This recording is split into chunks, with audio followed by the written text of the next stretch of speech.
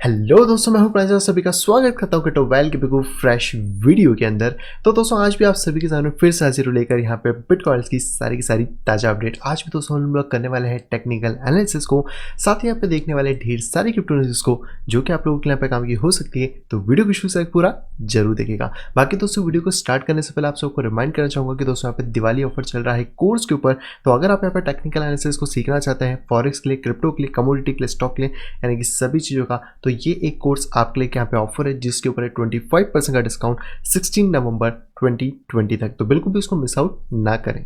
So finally दोस्तों मैं आ चुका हूँ बिटकॉइन के चार्ट के ऊपर। ये है दोस्तों बिटकॉइन बिटमैक्स का चार्ट जो कि हम हमेशा से लेते हैं। एंड यहाँ पर हमें कहीं ना कहीं एक पैरेंट जैसा फॉर्मेशन देखने को मिल रहा है।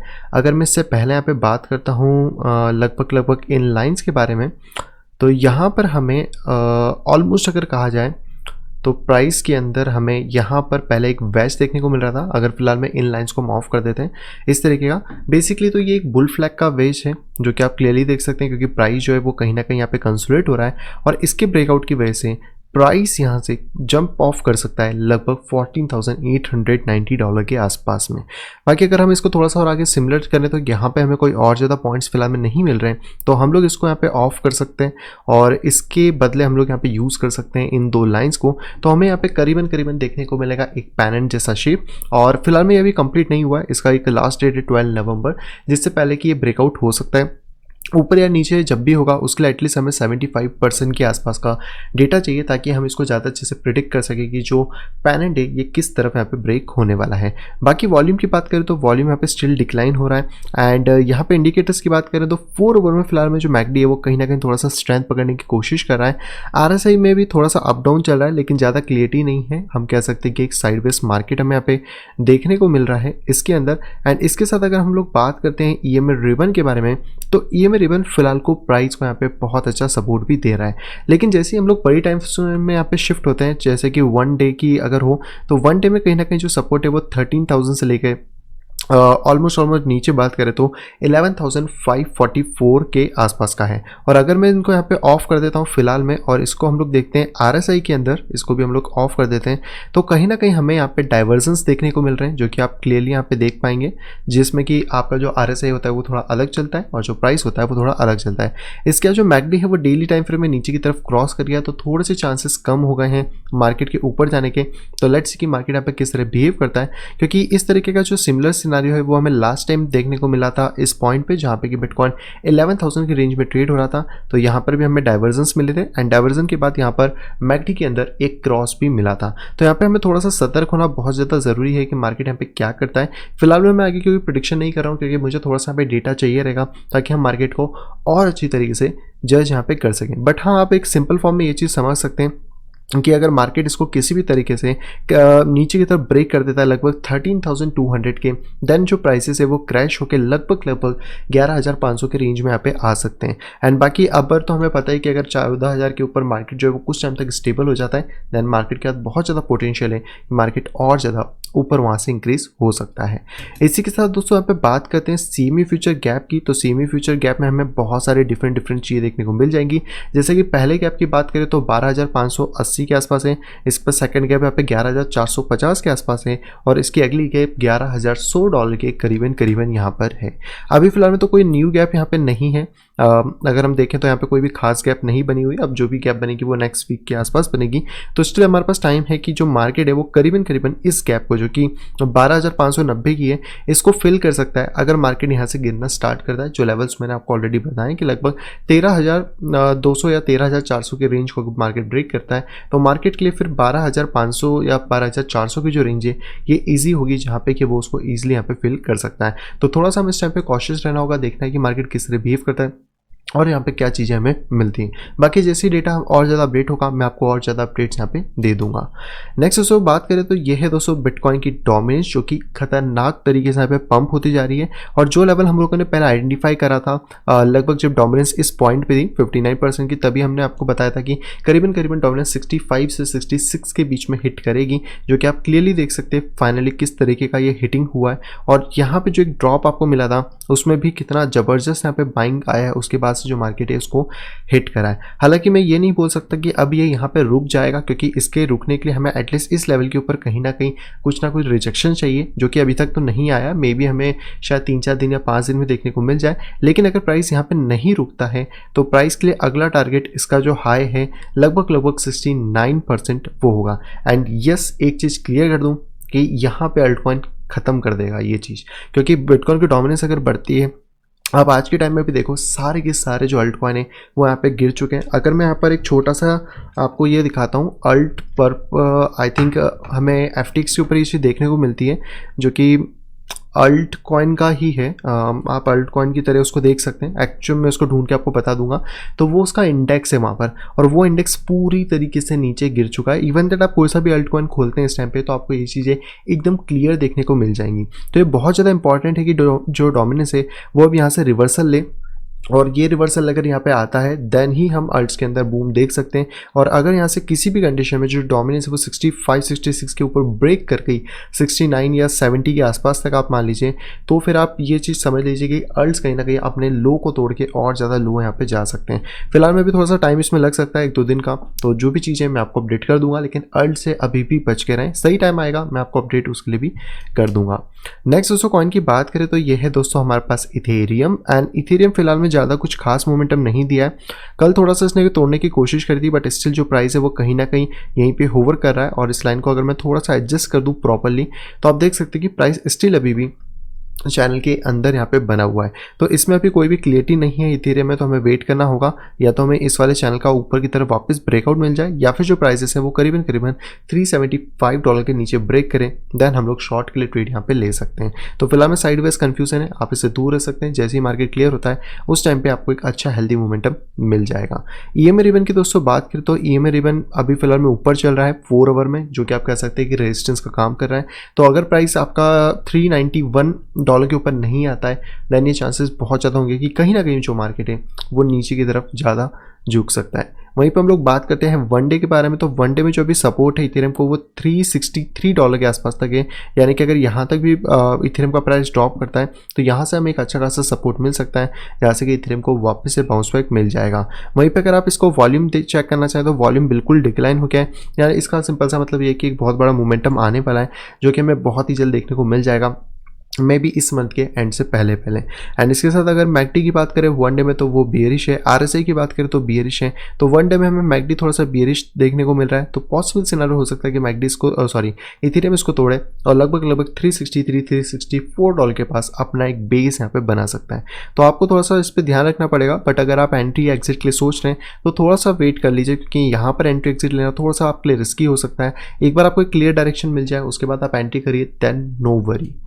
नेक्स्ट दोस्तों हम लोग बात करते हैं तो ये है दोस्तों हमारा लाइट कॉइन, जिसको कि हम लोग एग्जैक्टली जिस तरह प्रिडिक्ट कर रहे थे अभी तक तो वो सारी चीज़ें वैसे ही हुई हैं।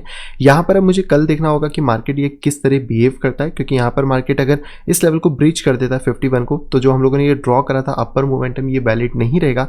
और यहाँ पर फिर ये जो लेवल है लगभग $56 के आसपास का, ये यहाँ पर एक तगड़ा रेजिस्टेंस बन जाएगा। तो फिलहाल में अभी तक तो कोई रिजेक्शन मिला नहीं है, तो हमें कल सुबह जो डेली कैंडल उसकी क्लोज होने का वेट करना पड़ेगा। एंड बाकी मैकडी की बात करें तो मैकडी ट्राई कर रहा है थोड़ा सा ऊपर आने का, बट स्टिल यहाँ पे नीचे की तरफ क्रॉस ओवर हुआ है। तो अगर बिटकॉइन यहाँ पे गिरता है या फिर इथेरियम गिरता है तो LTC गिरने के चांस भी बढ़ जाएंगे, एंड देन फिर हम इसको ज़्यादा वैलिड यहाँ पे नहीं मान सकते। RSI की बात करें तो RSI भी नीचे गिर रहा है 4 आवर के अंदर।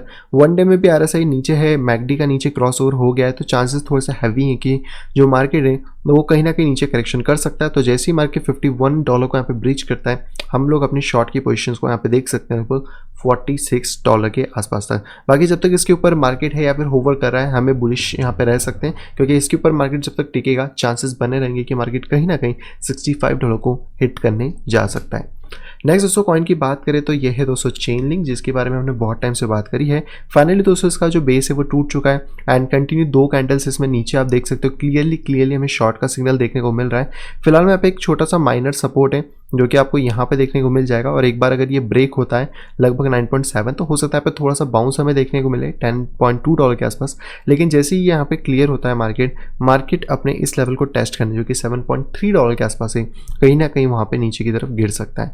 फिलहाल में जिस तरीके से यहाँ पे कैंडल आ रही है तो उससे आपसे यही आइडिया लग रहा है कि यस जो मार्केट है वो स्टिल बियरिश है और हैवी वाला बियरिश है। तो हमें वेट करना होगा कि अगर कल हमें कोई भी कैंडल $9.6 के नीचे क्लोज मिलती है देन वो एक शॉर्ट का सिग्नल हमारे लिए यहाँ पे हो सकता है, जहाँ पे कि हम $7.4 को अपने लिए टारगेट यहाँ पे बना सकते हैं। नेक्स्ट दोस्तों कॉइन की बात करें तो यह है दोस्तों बाइनेंस कॉइन। जैसे कि हम लोगों ने प्रिडिक्ट करा था उस टाइम पे कि मार्केट पहले यहाँ से थोड़ा ऊपर जाएगा एंड देन फिर नीचे गिरकर यहाँ पे एक्यूमुलेट होगा एंड फिर यहाँ से नीचे गिरेगा। एक्जैक्टली मार्केट वैसा चल रहा है। ये टेक्निकल एनालिसिस की टर्म्स है, अगर आप इन चीज़ों को सीखते हैं तो आप खुद भी इस तरह अपने चार्ट पे एनालिसिस कर सकते हो, जो कि आपको बहुत ज़्यादा हेल्प करेंगी कि मार्केट को आप पहले से प्रिडिक्ट कर सको कि मार्केट किस तरह मोमेंटम यहाँ पे लेने वाला है। नेक्स्ट दोस्तों बात करते हैं यहाँ पर हम लोग तो मैकडी थोड़ा सा बुलिश होने की कोशिश कर रहा है इस पॉइंट पर, तो हो सकता है यहाँ पर मार्केट थोड़ा सा एक्यूमुलेशन करे जो कि हम लोगों ने डिज़ाइन भी करा है। एंड इसके साथ यहाँ पे बात करें तो RSI 4 आवर में पूरी तरीके से नीचे आ गया है, तो आई थिंक हल्का फुल्का ऊपर की तरफ जा सकता है। बाकी वन डे में स्टिल जो मार्केट है वो बियरिश है एंड मैकडी भी यहाँ पे बियरिश है RSI के साथ में, तो आपको ज़्यादा चांसेस यही रहेंगे कि मार्केट अगर छोटा मोटा बाउंस बैक करे तो ओके, लेकिन ज़्यादा चांसेस है कि मार्केट कहीं ना कहीं नीचे की तरफ करेक्शन यहाँ पे ले सकता है। तो थोड़ा सा कॉशियस रहना क्योंकि अभी सारे मार्केट अप डाउन हो सकते हैं, तो उसके हिसाब से हमें बहुत ज़्यादा संभल के चलना होगा। लेकिन जो भी चीज़ें वो अब हमें शायद एक बार और देखने को मिले बिटकॉइन में और उसके बाद से हमें मार्केट एक अच्छी रैली की तरफ मिल जाए निकलता हुआ, तो हम उसके लिए वेट यहाँ पे कर सकते हैं। नेक्स्ट दोस्तों कॉइन की बात करें तो यह है दोस्तों XRP, जिसका कि लास्ट टाइम हमने टारगेट नापा था बट स्टिल जो प्राइस है वो अभी स्टक हो गया है बीच में, तो इसमें हम ज़्यादा कुछ नहीं बोल सकते। इसको मैं यहाँ पे रिमूव कर देता हूँ। रिमूव करने के बाद अभी हम सिर्फ इतना सा ड्रॉ कर सकते हैं कि मार्केट कहीं ना कहीं यहाँ पर एक तरीके से आप कह सकते हैं कि एक चैनल को क्रिएट कर रहा है। अगर ये चैनल किसी भी कंडीशन में हमें ब्रेक होता हुआ मिलता है 0.22 के नीचे, तो मार्केट यहाँ पे ज़्यादा तक गिर सकता है। आप इसकी अगर हाइट को यहाँ से डिनोट करें तो प्राइसेस करीबन यहाँ पे 0.19 के आसपास तक यहाँ पे ड्रॉप कर सकते हैं। लेकिन इसके लिए जो इंपॉर्टेंट लेवल है वो है ये वाला लेवल जो कि 0.22 900 या 800 के करीबन आपको देखने को यहाँ पे मिल जाता है। तो ये लेवल थोड़ा सा इंपॉर्टेंट रहेगा। बाकी जिनको बुलिश होना है फिर जो बुल सेंटीमेंट्स देखना चाहते हैं वो इसके ब्रेक होने का वेट कर सकते हैं। जब भी ये ब्रेक होता है आपको बुल साइड के जो मार्केट की ट्रेड है वो भी यहाँ पे मिल जाएंगी। नेक्स्ट दोस्तों कॉइन की बात करें तो ये है दोस्तों नियो, जो कि वापस हम जैसा हमने ड्रॉ करा था एक्जैक्टली मार्केट उसी तरीके से बिहेव करा है। मार्केट पहले ऊपर फिर ऊपर और उसके बाद नीचे एंड एक्जैक्टली हमारा जो भी टारगेट है 13.2 में भी वो आज रात तक यहाँ पे हिट हो जाएगा, जिसको कि आप देख सकते हैं। तो अगर आप टेक्निकल एनालिसिस प्रॉपर तरीके से अपने चार्ट पे करते हैं तो आपको बहुत अच्छा आइडिया लग सकता है कि मार्केट के जो बिहेवियर है वो किस तरीके से वर्कआउट यहाँ पे कर रहा है। नेक्स्ट दोस्तों कॉइन की बात करें तो यह है दोस्तों डॉट, जो कि ऑब्वियसली यहाँ पे ब्रेक कर चुका है एंड डॉट के ब्रेक होने के बाद मैं एक ही चीज़ कह सकता हूँ कि जो मार्केट है वो क्लियर कट अभी भी बेयरिश है। तो हम अभी जो टारगेट है वो इस पॉइंट को यहाँ पे लेके चल सकते हैं जो कि $3.5 के आसपास है। तो अगर मार्केट हमें यहाँ पे आता हुआ मिलता है दैन ये हमारे लिए एक अच्छी अपॉर्चुनिटी होगी जहाँ पे कि हम शायद वापस से मार्केट को एक लॉन्ग पोजीशन देख पाएँ। तो जब तक मार्केट इसके नीचे है एटलीस्ट $4.1 के दैन हम लोग बियरिश यहाँ पे रह सकते हैं। बाकी अगर आप इंडिकेटर्स की बात करें तो मैकडी कहीं ना कहीं बुलिश होने की कोशिश कर रहा है बट RSI नीचे है 4 आवर का, 1 डे का भी RSI नीचे है और मैकडी यहाँ पे नीचे। तो अगर हम लोग 1 डे के हिसाब से देखें तो 4 आवर में हमें ज़्यादा बुलिशनेस नहीं मिलेगी, हमें कहीं ना कहीं 1 डे के हिसाब से यहाँ पे चलना होगा।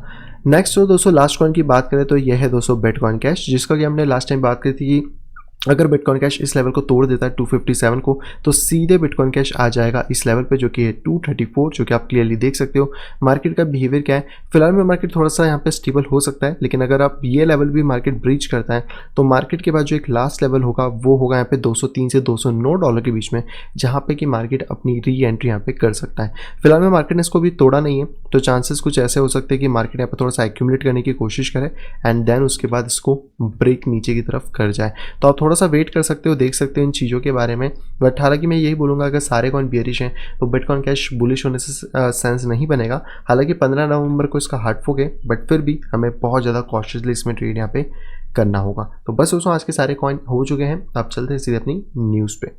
सबसे पहले दोस्तों यहाँ पे जो न्यूज़ आ रही है दोस्तों आ रही है इथेरियम की तरफ से, और इथेरियम 2.0 जिसका कि हम सभी लोग बहुत टाइम से वेट कर रहे हैं, उसका कहीं ना कहीं जो डिपॉजिशन कॉन्ट्रैक्ट है वो गिटहब के ऊपर यहाँ पे लाइव हो चुका है। तो बेसिकली मैंने टेलीग्राम में भी शेयर करी थी ये वाली इमेज जहाँ पे कि आप देख सकते हैं इथेरियम 2.0 डिपोजिशन CLI का मतलब होता है क्लाइंट वर्जन। और यहाँ पे आपको देखने को मिल जाएगा कि ये इसका वर्जन 1.0 है, यानी कि इन लोगों ने कहीं ना कहीं अपना जो कोड है वो गिटहब पे डालना स्टार्ट कर दिया है, जिससे आप ये अंदाज़ा लगा सकते हो कि इथेरियम 2.0 की कहीं ना कहीं स्टार्टिंग हो गई है। बहुत सारे लोग ये पूछते हैं कि आखिरकार इथेरियम 2.0 कब आएगा, तो मैं आपको बता दूँ कि इथेरियम 2.0 जैसे कि स्टार्ट हो गया, यानी कि आप कह सकते हो कि आना स्टार्ट हो गया है, लेकिन इसके फेजेस बहुत सारे हैं, तो इसको करीबन करीबन 2 से 3 साल लग सकते हैं मार्केट में पूरी तरीके से आने में। तो फेज़ 0 से फेज़ 5 तक का इनका काम है, जिसके ऊपर मैंने ऑलरेडी डिटेल वीडियो बनाई थी, आप जाके उसको चेकआउट कर सकते हो या ऊपर आई बटन में मैं दे दूंगा। यहाँ पे दूसरे बात करें कि आखिरकार डिपोजिशन कॉन्ट्रैक्ट क्या है, तो बेसिकली ये यहाँ पर आपकी की को जनरेट करेगा जिन लोगों को भी इथेरियम 2.0 के ऊपर कॉन्ट्रैक्ट्स यहाँ पे डालने हैं, यानी कि अभी जो चेन है इथेरियम की वो अलग है और अब जो इथेरियम 2.0 आएगी वो अलग चेन होगी, क्योंकि ये प्रूफ ऑफ वर्क के ऊपर काम करेगी, यानी कि माइनिंग मशीन्स, GPU CPU। और जो प्रूफ ऑफ स्टेक की कॉन्सेप्ट रहेगा वो है कि आप बस सॉफ्टवेयर में इथेरियम को रख दो, वो ऑटोमेटिकली वहाँ पे जनरेट होना चालू कर देगा। जो इसमें शायद 32 इथेरियम का क्राइटेरिया है कि आपको 32 इथेरियम स्टेक वहाँ पे करने होंगे, लेकिन जो नॉर्मल पर्सन है वो भी अपने सॉफ्टवेयर वॉलेट में तो उसको रखेंगे। तो यहाँ पे वो आप कह सकते हैं कि यहाँ पर जो टूल है वो आपको की जनरेट करके दे रहा है, ये आप अपना जो पैसा है वो वहाँ पे डिपॉजिट कर सकते हो इथेरियम 2.0 में, एंड उसके बाद आप उसको रन यहाँ पे कर सकते हो। लेकिन ये चीज़ बता दूँ कि अभी आप डायरेक्टली नहीं कर पाओगे, जब तक ऑफिशियल अपडेट नहीं आते आपको कुछ भी इस पर काम नहीं करना है। अभी ये सिर्फ चीज़ें हैं जो कि गिटहब पे डाली हैं, गिटहब के कॉन्टेक्ट में बग भी हो सकता है, गिटहब का कोड चेंज भी हो सकता है, तो अभी ऑफिशियल अनाउंसमेंट के लिए रुक जाइए, जब भी आएगी मैं आपको अपडेट कर दूंगा। बाकी यहाँ पे एक्साइटमेंट बहुत ही इथेरियम कम्युनिटी में कि चलो गिटहब पे जो कोड आया वो कहीं ना कहीं एक शुरुआत है, बट यहाँ पे इथेरियम के डेवलपर्स ने ये चीज़ भी वार्न करी है कि आप किसी भी फेक डिपॉजिशन एड्रेस के ऊपर अपना इथेरियम मत भेज देना जब तक कि आपको कोई भी ऑफिशियल अनाउंसमेंट ना मिले। तो मैं आपको बता दूंगा जिस दिन भी सारी चीज़ें होंगी, तो आराम से भी चिल करें, आप एंजॉय करें मार्केट को। बाकी यहाँ पर आप देख ही सकते हैं, यहाँ पे पूरा इन्होंने डाल के दिया है और इसके बारे में आपको ऑलरेडी यहाँ पे बता भी दिया है। अगली दोस्तों जो खबर आ रही दोस्तों वो आ रही ग्रे स्केल की तरफ से, एंड माइंड ब्लोइंग अगर आप नंबर देखें तो 500K, यानी कि करीबन करीबन बात करें तो 5 लाख बिटकॉइन ग्रे स्केल के वॉलेट में आ चुके हैं। ये एक बहुत बड़ा नंबर है, बहुत बड़ा नंबर, मतलब बहुत बड़ा, क्योंकि इतने ज़्यादा बिटकॉइन अगर एक किसी एंटिटी के पास होते हैं तो आप समझ सकते हो कि वो मार्केट को क्या डायरेक्शन दे सकता है। हालांकि हम सबको पता है कि grey scale trust institution investor के लिए काम कर रहा है, बट वो चीज़ें सब बोलने वाली हो जाती हैं क्योंकि यहाँ पे बहुत ज़्यादा चीज़ें। तो अभी अगर हम लोग इनफ्लो की बात करते हैं, यहाँ पे 215 मिलियन यानी कि 15,000 बिटकॉइन का जो इनफ्लो है वो ग्रे स्केल का यहाँ पे रिकॉर्ड करा गया था लास्ट वीक में। और यहाँ पे जो फर्म है अब वो टोटल यहाँ पे करीबन करीबन 6.7 बिलियन के बिटकॉइन यहाँ पे होल्ड करती हैं। और ये जब आर्टिकल लिखा था तो 4,81,000 बिटकॉइन उनके पास से, एंड अब करीबन करीबन उनका 500K के नियर यहाँ पे हो चुके हैं। यहाँ पे आप देख सकते हो कि कितने ज़्यादा डॉलर वर्थ के उनके पास बिटकॉइन है, कौन कौन से मंथ में उन्होंने बाय करे हैं, कितने शेयर्स उन्होंने इशू करे हैं, ये सारी चीज़ें आपको इस इमेज में देखने को मिल जाएंगी। बाकी यहाँ पे बात करते हो जो 70% आप कह सकते हो जो इनकी वीकली इनफ्लो है, मतलब ग्रे स्केल की जो भी है वो डायरेक्टली लोग इन्वेस्ट कर रहे हैं बिटकॉइन ट्रस्ट में पिछले 3 क्वार्टर से। तो 3 क्वार्टर एक बड़ी बात हो जाती है, यानी कि लगभग 1 साल हो जाएगा अगर ये इसके आगे भी करते हैं, जहाँ पे कि इनके 12 महीने का जो एवरेज है वो 39 मिलियन से 55 मिलियन के आसपास है, जो कि इनका Q3 में हमें देखने को यहाँ पे मिला है। एंड ऐसा नहीं है कि सिर्फ जो ग्रे स्केल है वो अकेला इन्वेस्ट कर रहा है। इस साल की बात करें तो इस साल करीबन करीबन 10 कंपनियों ने पैसा पे इन्वेस्ट करा है, जिसमें आप ये सबसे बड़ा फिगर देख सकते हो ग्रे स्केल का। इसके बाद देख सकते हैं कॉइन शेयर जिसने 69,700 बिटकॉइन खरीदे, फिर माइक्रो स्ट्रेटेजी 38,250 बिटकॉइन, इसके बाद Galaxy digital 16,551 bitcoin, 3iQ 8,295 bitcoin, उसके बाद BTC करके कंपनी 5,000, स्क्वायर जो कि ट्विटर का CEO की कंपनी है जो कि आपको बिटकॉइन में बाय सेल करने का मौका देती है USA के अंदर, तो 4,709 बिटकॉइन, हट 8 ने यहाँ पे 2,957 बिटकॉइन, वोयाज ने पे 1,239 बिटकॉइन, एंड रियोट ब्लॉकचेन ने 1,053 बिटकॉइन, डिजिटल एक्स ने 215 बिटकॉइन, उसके बाद यहाँ पे साइफर पंक होल्डिंग ने 204 बिटकॉइन 204 सॉरी, एंड जो अर्गो है 126। यानी कि कहीं ना कहीं जो इंस्टीट्यूशंस हैं वो यहाँ पे कब्जा जमाने की कोशिश कर रहे हैं, और एक मास लेवल के ऊपर आप देख सकते हो कि कितनी ज़्यादा बाइंग बिटकॉइन की यहाँ पे हो रही है। और ये सारी की सारी 210 पब्लिक कंपनी है जिन्होंने इन्वेस्ट करा है करीबन करीबन 6 बिलियन, करीबन करीबन 6 लाख बिटकॉइन के अंदर। एक बहुत बड़ा फिगर है, बहुत बड़ा। अगली दोस्तों यहाँ पे जो न्यूज़ आ रही है दोस्तों आ रही है बिटकॉइन कैश की तरफ से। एंड बिटकॉइन कैश के जो होल्डर्स हैं उन लोगों के नया कॉइन मिलने वाला है, ये चीज़ें कंफर्म है, ये चीज़ें उसी तरह चल रही हैं। तो जो लोग भी बिटकॉइन कैश को यहाँ पे होल्ड कर रहे हैं उन लोगों को यहाँ पर एज अ गिव अवे या गिफ्ट आप समझ लो, जो नया कॉइन आएगा बिटकॉइन कैश नोट वो यहाँ पे मिलने वाला है। एंड इसका रीज़न सिंपल सा है, क्योंकि जो 75% जो नोट्स हैं बिटकॉइन BCHN के फेवर में ऑलरेडी वही लोग रन करते हैं, तो सबसे ज़्यादा वोटिंग उनके पास है। एंड BCH जो है वो सबसे ज़्यादा माइन भी करते हैं, यानी 84.7% बिटकॉइन कैश के ब्लॉक को। तो अगर आप इस इमेज को थोड़ा सा ध्यान से देखें तो हैश पावर अगर हम लोग बात करते हैं, जो कि आप बिटकॉइन कैश के पास देख सकते हो, वो यहाँ पे 75% है एंड बिटकॉइन कैश का सिर्फ 1% की है। फ्यूचर्स की बात करें तो 93%, कॉइन की वोटिंग 98% एंड जो नोट्स हैं वो यहाँ पे कहीं ना कहीं 85% के आसपास है। तो आप ऑब्वियसली कह सकते हो कि ये जो हार्ड फोक होने वाला है बिटकॉइन कैश का, ये होके रहेगा और इसमें आपको एक नया कॉइन ईजी तरीके से मिल जाएगा, क्योंकि सबसे ज़्यादा जो वोटिंग है वो कहीं ना कहीं बिटकॉइन कैश नोट के फेवर में यहाँ पर है। हालांकि इसमें चीज़ें क्लियर नहीं करी कि आपको कहाँ पे क्या रखना है, बट आई थिंक मेजोरिटी जो एक्सचेंजेस है वो इसको सपोर्ट करेंगे। एंड अगर आपका फंड एक्सचेंजेस पे है तो आपको ऑटोमेटिकली शायद ये कॉइन मिल जाएगा। तो जो भी अनाउंसमेंट होगी आई थिंक वो थोड़े दिनों में आ जाएगी, क्योंकि 15 नवंबर को इसका हार्ड फोक होगा, उस स्नैपशॉट होगा, तो मे भी 2-3 दिन पहले सारे एक्सचेंजेस जो हैं वो अनाउंसमेंट कर देंगे। तो आप उस एक्सचेंज पे अपने फंड को शिफ्ट कर सकते हो अगर आप बिटकॉइन कैश को होल्ड कर रहे हो तो।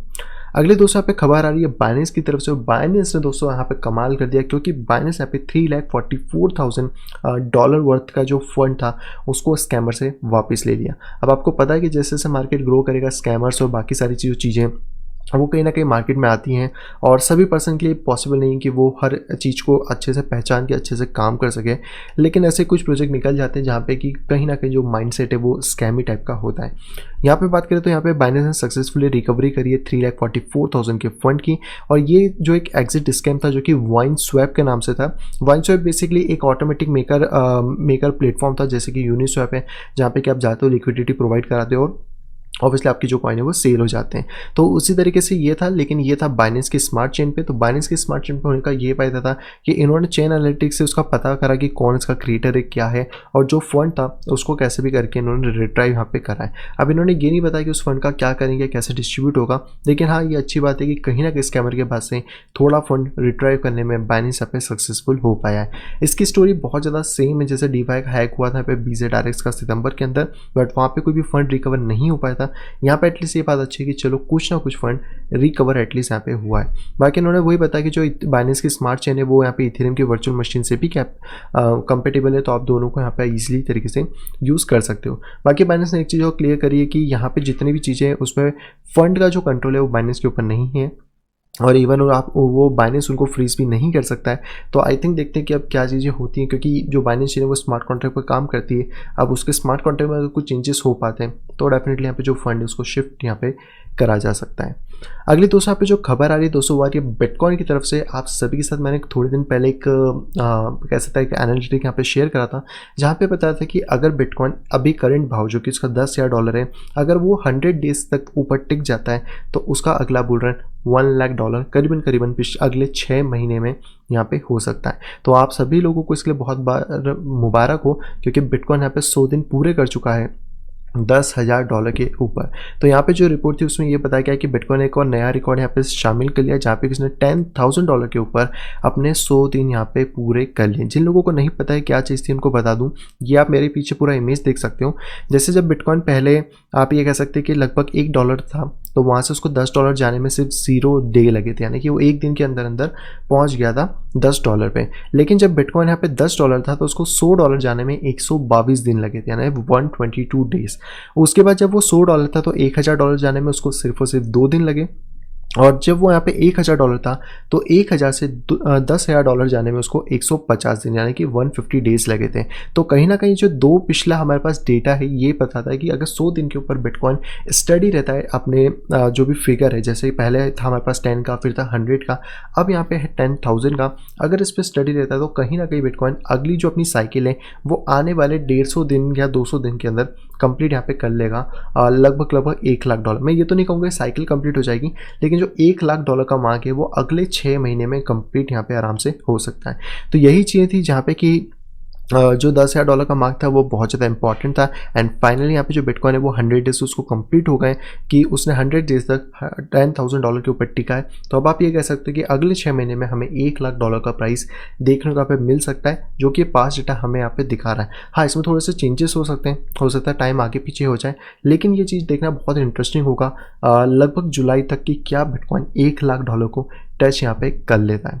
बाकी इसके बाद प्लान बी ने यहाँ पे एक और बहुत ज़्यादा इंटरेस्टिंग चीज़ शेयर करी है, जहाँ पे उन्होंने बताया कि जो 200 डेज़ का जो वीकली मूविंग एवरेज है वो यहाँ पे $7065 के आसपास है।